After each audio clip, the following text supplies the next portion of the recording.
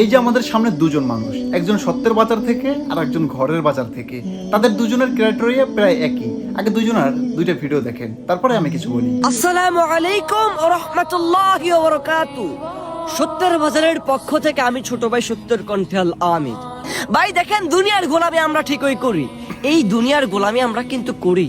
আপনি চাইলে কিন্তু দুনিয়ার গোলামি করতে পারেন, তবে আপনি চাইলেই কিন্তু আবার আখিরাতের গোলামিও করতে পারেন। হ্যাঁ, কোন গোলামি আপনাকে জান্নাতে নিয়ে যাবে আর কোন গোলামি আপনাকে জাহান্নামে নিয়ে যাবে। যে ব্যক্তি দুনিয়ার গোলামি করেছে লিমিটের বাইরে, সেই কিন্তু তার আখিরাতকে মাটি করতেছে। দেখেন, আজ আমরা ফজরের নামাজ আদায় করি না।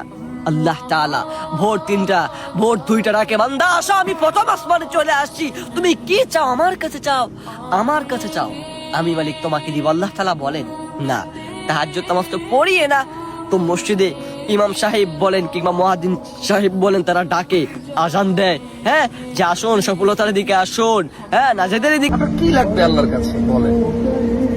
হালাল খান, হালাল করেন, হালাল ইনকাম করেন, তা দিয়ে জীবন যাপন করেন।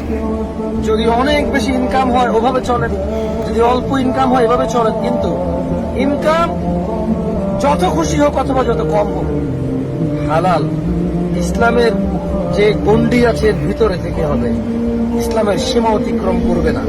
সত্যের বাজার থেকে এই ছেলেটা যে ধরনের কথাগুলো বলতেছে, একটা কথাও কি আপনার কাছে খারাপ লেগেছে? বা একটা শব্দও কি শুদ্ধ উল্টোপাল্টা লেগেছে? লাগেনি। আমি মনে করি এই ছেলেটাকে নিয়ে সমালোচনা করার কোনো কিছুই নেই। আমি তো মনে করি শুধু এই ছেলেটা না, আমাদের প্রত্যেকটা মানুষেরই এই জামশেদ মজুমদারের মতো মানুষদেরকে ফলো করা উচিত। তাদেরকে যদি আমরা ফলো করি, তাদের মতো যদি আচার ব্যবহার তৈরি করি, আমরা যদি তাদের মতো সুন্দরভাবে কথাবার্তা গুছিয়ে বলি, তাহলেই তো আমাদের জীবন সার্থক। কিন্তু কথা হলো, এই ছেলেটা তার মতন হোক বা যার মতনই হোক বা সে নিজের মতনই হোক না কেন, তাকে নিয়ে যে ধরনের সমালোচনা হচ্ছে, যে ধরনের বাজে কথা বলা হচ্ছে, এগুলো দেখে আমার একটু খারাপ লাগলো। বিধায় আমি এই ভিডিওটা নিয়ে আসছি আপনাদের কাছে। আসলে আমরা বাঙালি জাতিটা কেমন যেন, কত খারাপ কিছু চলতেছে বাংলাদেশের ভিতরে। এই ছেলেটা তো সেগুলো ফলো করতেছে না, এ তো ভালো একটা মানুষকে, ভালো একটা ক্রাইটেরিয়াকে ফলো করতেছে। হয়তো বা বুঝলাম সে ঘরের বাজারকে হুবহু কপি করতেছে, তো করুক না ভাই, সমস্যাটা কি? সে তো ভালো কিছু করতেছে, সে তো হালাল ব্যবসা করতেছে, সে তো ইসলামের কথা বলতেছে, সে তো মানুষের উপকারের জন্য হেদায়েতের কথা বলতেছে।